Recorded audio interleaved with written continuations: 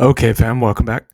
So today we're going to be going over something a little bit different than we usually do. So we're actually going to go over how to position size or how to position trade, sorry, with large size or larger size, I should say. So with that being said, let's get it. Okay, so when you position trade, you can literally position trade any asset. Okay, it could be anything, could be crypto, could be stocks, could be a combination of stocks and options. Could be just options. I mean, call debit spreads, put debit spreads, or credit spreads if that's what you prefer. Those could be also done in position trades. So we're going to be talking about that today. Okay. All right. So the thing I wanted to go over first before we go over that. So wanted to go over crypto for a brief moment. It does appear that there is maybe like a mini alt season happening. Bitcoin's just kind of sitting around, not doing much, which does happen as Bitcoin goes up. Okay, it'll go up and then it'll kind of go sideways a little bit. Altcoins take over, then Bitcoin goes up again. Altcoins kind of chill out. Then Bitcoin eventually finds another top. It kind of goes sideways a little bit. And then altcoins go back up and then rinse and repeat. Just so you, and you guys will see this in the next video, but just so you're aware, we did pick up a lot more altcoins. I think we bought like another 1,000 or 1,500 in altcoins pretty much immediately. As soon as we saw that Bitcoin was paused and the alts were starting to go up, we decided to get in before eventually they run too far and they become too expensive to buy. And again, expensive is relative, but we really don't want to be that guy. Those people at the top that end up trying to FOMO in at the top, and then everybody and their brother dumps, and get our heads dumped on. We're not trying to be that guy. So I wanted to cover that real quick. And the other thing, there's a couple of things I wanted to say. So there was a comment saying, "Oh, you being from New York doesn't mean anything." Guys, listen. For those people out there that are naysayers, dissenters, look, I don't care, dude. If you got something negative to say, I do not give an F. I'm just gonna I'll put it to you like that. Okay. We're trying to do positive vibes here. If you're gonna be negative, then get ghost. You know what I'm saying? So look, I'm gonna tell you guys like this. Okay, I did watch the Mike Tyson Jake Paul fight. You guys may not know this, but Mike Tyson is actually from New York. He was born in New York. Okay, Donald Trump was born in New York. These are both very tough guys. They don't mess around. They're about the business. You know what I mean? New York State is also the finance capital of the entire country. More money flows through that state than any other state in the entire country. As a matter of fact, money that is, I forget exactly what's the channels through which the donations happen, maybe through lobbying or something like that. But the number one state contributor is New York. Okay. They give more money than any state. And a lot of the mafias that exist in the country also come from New York, believe it or not. So for you to say some stupid comment out there and be like, oh, New York, whatever, you need to educate yourself. You have no idea what the hell you're talking about. If you've never even been there, then you should not be speaking. Okay. All right. So I wanted to cover that in terms of the Tyson versus Jake Paul. Look, it could be taken into context any kind of way. They could say, "Oh, Mike Tyson's too old to box." I mean, I've seen some of his training videos. I don't think he's too old to box. Okay, I really don't. I don't see it. Look, I think what happened is either it was pre-planned that they were just going to do all for show and get paid, okay, which could happen. I mean, some fighters will do that. I mean, I think the prize money was like $20 to $40 million for one fight, which is insane.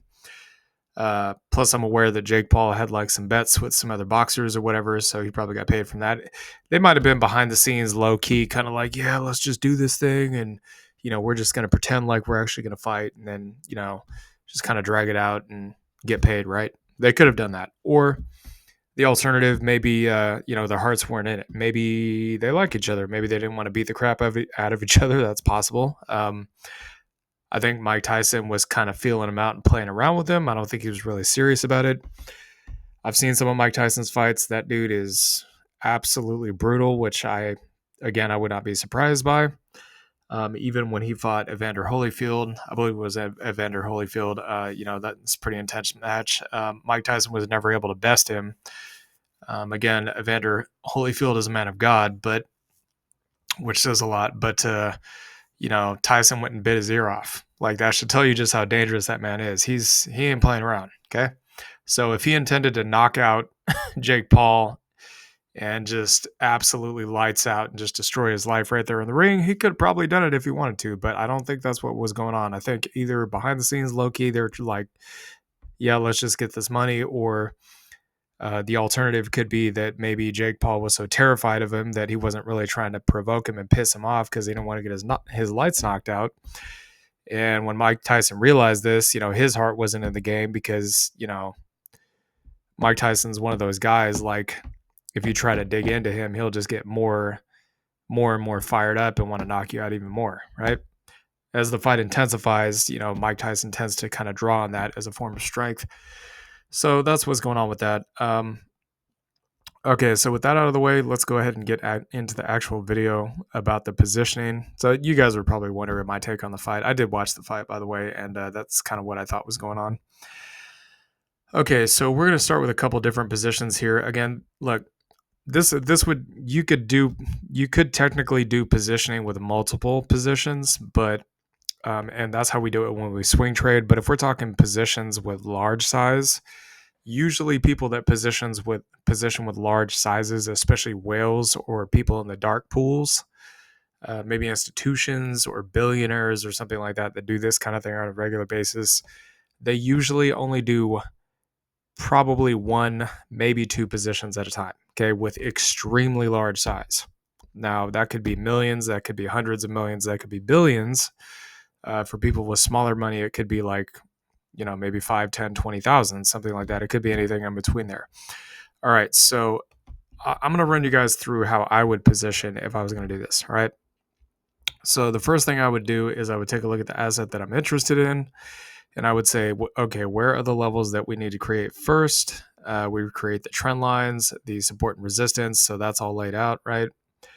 As a matter of fact, I don't think this is really going to be relevant at this point in the cycle, but I just go ahead and throw another level out here just because. Maybe at some point this becomes a more relevant level during the bear market later in 2026 if we get one for crypto. But, just want to lay out the trend lines, the levels, the patterns, all that kind of stuff first, okay? Kind of maybe figure out where the gaps are, where the price is. And in this particular instance, part of the reason why we picked up CLSK to add on to the stack was because, again, it is in a major flip zone here, okay? We have a gap that needed to be filled. It came down, filled the gap. Well, actually, this one did get filled, but then you have this one as well, which basically you had a gap to fill a gap here. But this gap right here needed to be filled, right? So it came back, filled the gap. We said, okay, it's in that area. Let's go ahead and buy some more. Again, we thought this thing was just going to go straight to the moon. We didn't think there was actually going to be a pullback here. So we had really no intention of adding shares to this. And for those of you guys that are wondering what I'm talking about here, so initially before we had 300 shares at, I think it was 23.50. Now we have 500 shares as soon as it wants to load. Now we have 500 shares at an average price of 18.32. So we just bought these straight off the market. We were going to use call debit spreads to get in, but then the price was kind of vacillating around that 13.50, which was the strike price that we had. And we were like, okay, we don't want to take a chance here. If this thing starts ripping to the moon, we want to be in. So we just took the position off and decided to buy straight off the market. But in a particular situation like this, where we're looking to position trade, we would want to either, there's one of two ways you can do this that's effective, okay? You can either position either 100% or a portion of your money at a certain zone, depending on what you think is going to happen, like this green box right here.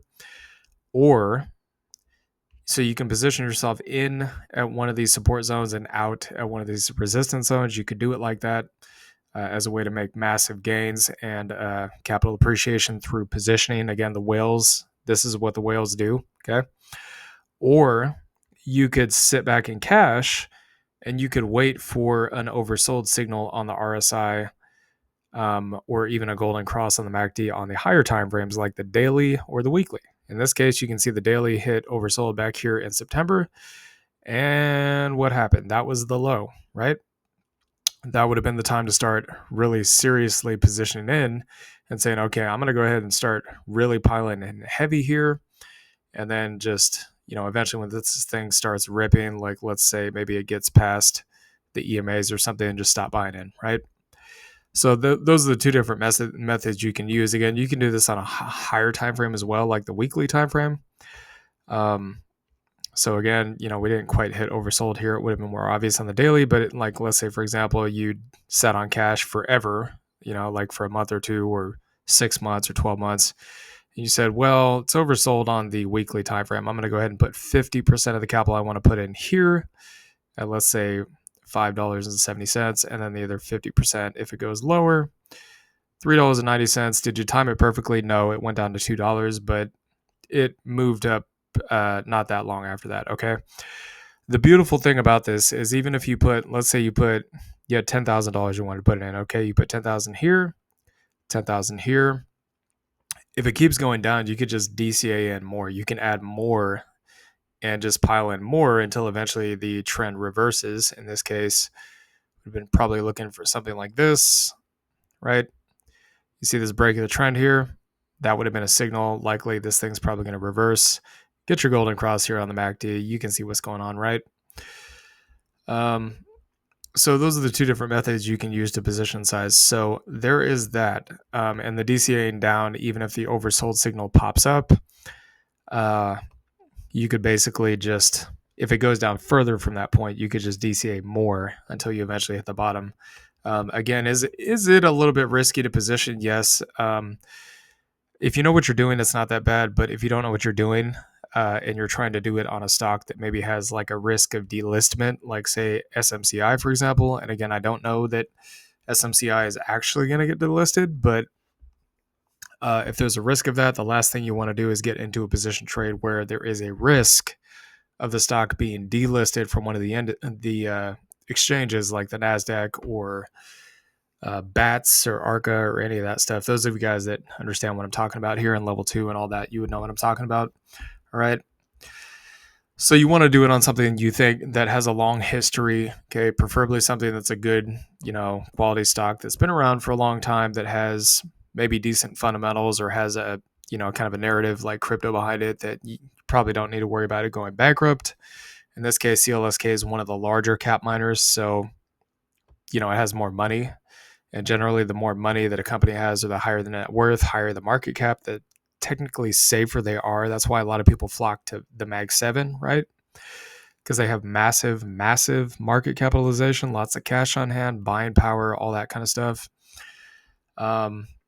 This would not be a good strategy for something like a penny stock. Let's just put it like that. Okay, you can do this with penny stocks. You can do this with smaller cap companies, but there is always a risk that the stock could get delisted. I wouldn't be so worried about a risk of the stock going to zero, because most stocks that get listed, even if they get delisted, a lot of them don't generally go to zero.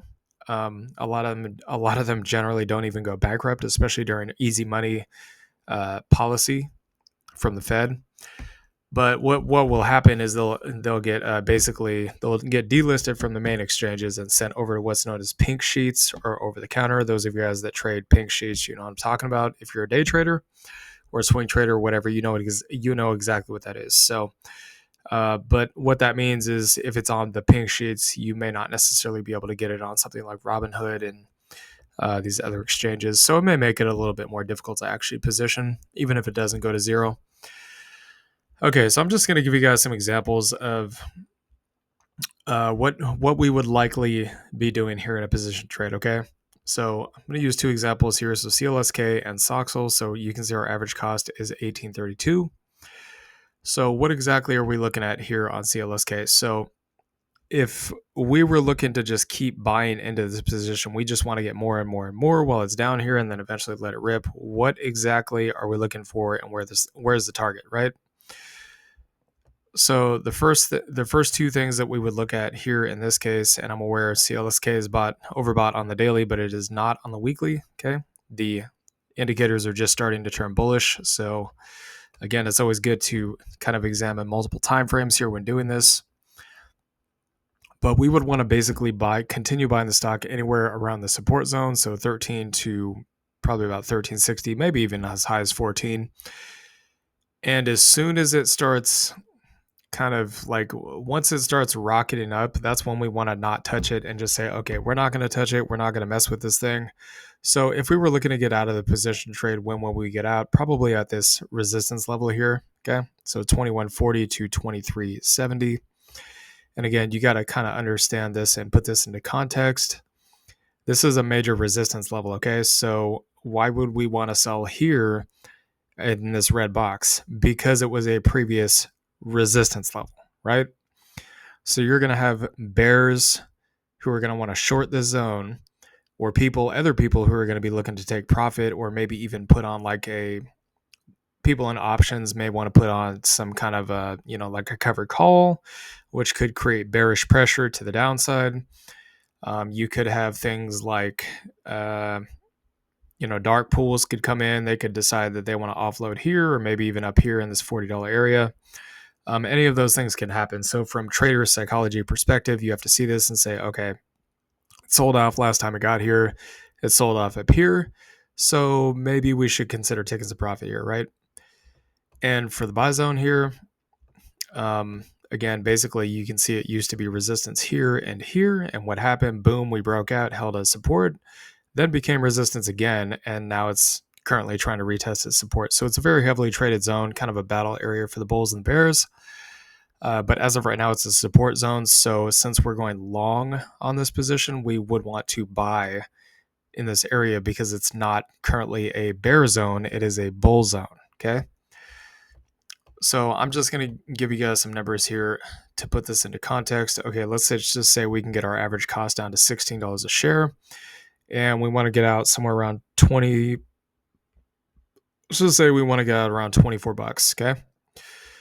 So if I were to do 24 minus 16, you see that'd be an $8 profit. That's just on the pure share price. That does not include options.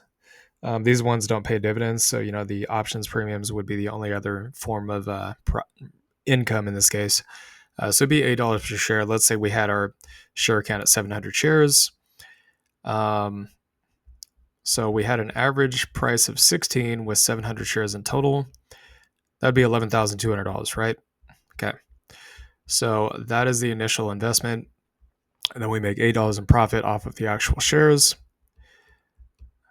So that's $5,600 in profit. So you guys can see that based on that, we would have made more, or almost exactly a 50% return on investment, right? Because again, 8 can go into 16 twice, right? So that's 50%. So that's a good example of a position trade. Now, $5,600 is a decent amount of money. I think anybody would say, yeah, that's pretty good money, right? So again, you can scale this up or down. If you wanted to do this with 5,000, 10,000, 50,000, 100,000, it depends on what your risk tolerance is. Us personally, we probably would not do this with maybe more than 10% of the portfolio, or 10% of the entire portfolios we have. Probably not more than 10%. Because again, we're not trying to be like the Bitcoin whales that have 100,000 Bitcoin and that's all they do, and their entire net worth is tied to that. I mean, that's great and all, but again, you got to think about risk and diversification too. So I'll give you guys another example here of another one that, in my opinion, would be a good one for us to continue to position in, and this is SOXL. So this is basically a semiconductor ETF. You guys don't know what semiconductors is. If you don't, basically it's anything that people use today that has to do with electronics, like the cell phone that you play on all day, the laptop that you look at all day, the TV that you watch all day, the car that you drive all day, especially if it's a Tesla, medical devices, lots and lots of things. Probably even like a lot of the stuff they use in the military, they probably all have semiconductors. Okay. This is very important technology. NVIDIA and other companies like NVIDIA are in this ETF. It is 3x leverage, but you guys can see we're at a support zone, right? So the last time we hit the support zone, what happened? It rocketed from 30 to 65. We see that. And of course, once it got past the zone, 27 to 56. So there's a potential here to make some serious money. We would want to either get in through a cash secured put or buy shares straight off the market in these positions. Now, again, if we went heavy in here and it went even lower, which I highly doubt is going to happen, we could still just DCA down. Again, you guys got to understand, the cheaper that these shares become, the easier they are to buy because your purchasing power goes further. Okay. The value of a dollar is only ever a dollar. But, if you bought 100 shares at, let's say, $14, or not even $14, let's say you bought 100 shares at $22, $23, that's $2,300, right? Versus if you bought 100 shares at $1,300, you're getting the same 100 shares, but you're getting them for roughly about half the price, right? So there's a difference there. And plus, of course, if I was just to measure this and say, okay, price is going to go from here to here, it's a 198% gain. But if price goes to from here to here and our average cost base is down here, all of a sudden you have a 400% gain, right? These small incremental differences matter substantially. Okay, so let's go over to SOXL real quick, and then I'm going to go ahead and close this out. Again, I could go over endless different assets on this to show you guys, but it's just kind of to give you guys an example here.